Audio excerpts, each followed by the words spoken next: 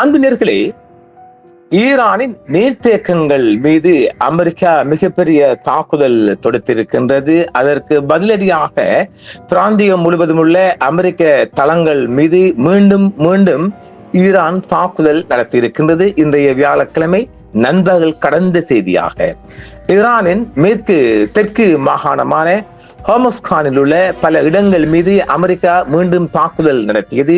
இதைத் தொடர்ந்து Bahrain, Jordan மற்றும் குவைத்தில் உள்ள அமெரிக்க ராணுவ தளங்கள் மற்றும் சொத்துக்கள் மீது ஈரானின் ஆயுத படைகள் பதிலடி நடவடிக்கைகள் மேற்கொண்டிருக்கின்றது. இஸ்லாமிய புரட்சி காவல் படையும் ஹர்முஸ் ஜலசந்திக்கு அருகே அமெரிக்காவின் MQ-9 ஆளில்லா விமானம் ஒன்றை சுட்டு வீழ்த்தியது. அதே நேரத்தில் தொடர்ச்சியான அமெரிக்க ஆக்கிரமிப்புக்கு உறுதியான பதிலடி கொடுப்பதாக ஈரானிய அதிகாரிகள் சூளுரைத்ததுடன் தங்கள் உரிமைகள், உள்கட்டமைப்பு மற்றும் தேசிய இறையாண்மையை பாதுகாப்பதில் நாட்டின் உறுதியை மீண்டும் வலியுறுத்தி உள்ளனர். புதிய குறைபாடுகள் மற்றும் சர்வதேச அணுசக்தி முகமை ஆளுநர் குழுவின் தீர்மானத்தையும் ஈரான் நிராகரித்துள்ளது. மேலும் அதனையும் அது தொடர்பான ஐநா நடவடிக்கைகளையும் சட்டப்பூர்வ அடிப்படை இல்லாத அரசியல் உள்நோக்கம் கொண்ட நடவடிக்கைகள் என விவரித்திருக்கிறது. போரின் 103வது நாளிலும் போர் நிறுத்தத்தின் 63வது நாளிலும் நிகழ்ந்த முக்கிய நிகழ்வாக இது பார்க்கப்படுகிறது. எந்தவித தூண்டுதலுமின்றி சட்டவிரோதமான ராணுவ ஆக்கிரமிப்பின் மற்றொரு செயலாக தெற்கு ஈரானிய மாகாணமான ஹோமஸ்கானில் உள்ள பல இடங்கள் புதன்கிழமை அதிகாலையில் அமெரிக்க எறிகணைகளால் தாக்கப்பட்டிருக்கின்றது. நாட்டிற்கு எதிரான புதிய அமெரிக்க ராணுவ ஆக்கிரமிப்புக்கு பதிலடியாக பஹ்ரைன், ஜோர்டான் மற்றும் குவைத்தில் உள்ள அமெரிக்க ராணுவ இலக்குகள் மீது ஈரானின் ஆயுத படைகள் பதிலடி நடவடிக்கைகளை கொடுக்க தொடங்கியதாகவே அந்த செய்தி தெரிவிக்கிறது. அமெரிக்க ஆக்கிரமிப்பு மற்றும் போர் நிறுத்தத்தின் தொடர்ச்சியான மீறல்களால் தூண்டப்பட்ட தீவிரமடைந்து வரும் இராணுவ மோதல்களுக்கு மத்தியில் ஹர்முஸ் ஜலசந்திக்கு அருகே ஈரானிய புரட்சி காவல் படையினர் ஒரு அமெரிக்க MQ ஆளில்லா விமானத்தை சுட்டு வீழ்த்தி இருக்கிறார்கள். ஈரானுக்கு எதிரான அமெரிக்க ஆக்கிரமிப்புக்கு மூல காரணமாக இருந்த அப்பகுதியில் உள்ள அமெரிக்க தளங்கள் மற்றும் சொத்துக்களுக்கு ஈரானின் ஆயுத படைகள் பெரும் சேதத்தை ஏற்படுத்தியுள்ளதாக வெளியுறவு அமைச்சகம் தெரிவித்திருக்கிறது. ஐக்கிய நாடுகள் சபை மற்றும் பிற சர்வதேச அமைப்புகளுக்கான ஈரானின் தூதரகம் வியன்னாவில் உள்ள அமைப்புகள் ஐநா அணுசக்தி அமைப்பின் ஆளுநர் குழுவால் நிறைவேற்றப்பட்ட குறைபாடுள்ள தீர்மானத்திற்கு பதிலடியாக இஸ்லாமிய குடியரசு தனது உரிமைகளை பாதுகாக்கும் என்றும் ஈரான் தெரிவித்திருக்கிறது.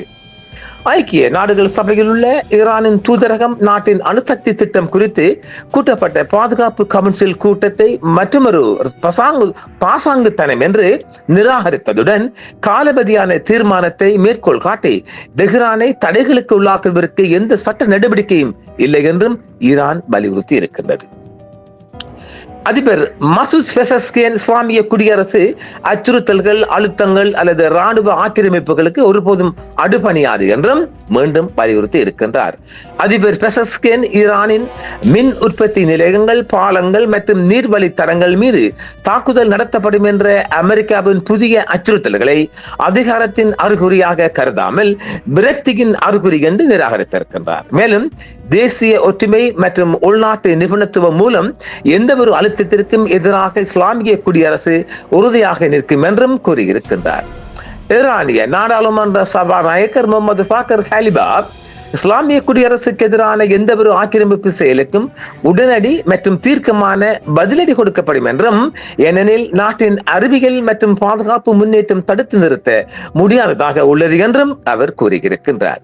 அதன் தளபதிகள் மற்றும் விஞ்ஞானிகளின் வீர மரணம் தெற்கு ஈரானிய பகுதிகளில் அமெரிக்கா சமீபத்தில் நடத்திய தொடர் தாக்குதலுக்கு பதிலடி கொடுக்கப்படும் என்றும் வெளியுறவு அமைச்சர் அப்பாஸ் அரக்சி அவர்கள் எச்சரித்திருக்கின்றார்.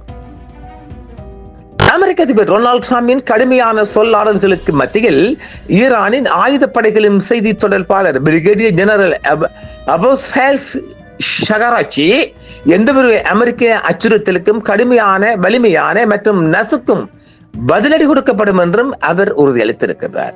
முரண்பட்ட செய்திகளை அனுப்புவதன் மூலமும் தனது கோரிக்கைகளை மீண்டும் மீண்டும் மாற்றுவதன் மூலமும் போர் நிறுத்தத்தை மீறுவதன் மூலமும் அமெரிக்கா ராஜதந்திர முயற்சிகளை சீர்குலைப்பதாக ஈரான் தெரிவித்திருக்கின்றது. ஹோமஸ்கா நீர் மற்றும் கழிவுநீர் நிறுவனத்தின் நிர்வாக இயக்குனர் அப்தோ ஹமீத் ஹெம்ஜபூர் அதிகாலைக்கு முந்தைய அமெரிக்க தாக்குதல்கள் மாகாணத்தின் கிழக்கு பகுதியில் உள்ள முக்கிய நீர் உட்கட்டமைப்பை முற்றிலுமாக அழித்துவிட்டதாகவும் இதனால் கோடை காலத்தில் 20,000க்கும் மேற்பட்ட குடியிருப்பாளர்களுக்கு குடிநீர் கிடைக்காமல் போனதாகவும் தெரிவித்திருக்கின்றார். கதம் அல் அன்பியா மத்திய தலைமையகத்தின் தளபதி மேஜர் ஜெனரல் அலி அபுல்லாஹி நாடு தழுவிய அளவில் 100 தொடர்ச்சியான இரவுகள் பணியாற்றிய ஈரானியர்களுக்கு நன்றி தெரிவித்தார். முன்னெப்போதுமில்லாத இந்த மாபெரும் மக்கள் கூட்டங்களை தேசத்தின் புதிய மறுமலர்ச்சியான வெளிப்படையாக வர்ணித்து தெரு பேரணிகள் நடைபெற்றன என்றும் தெரிவித்திருக்கின்றார்.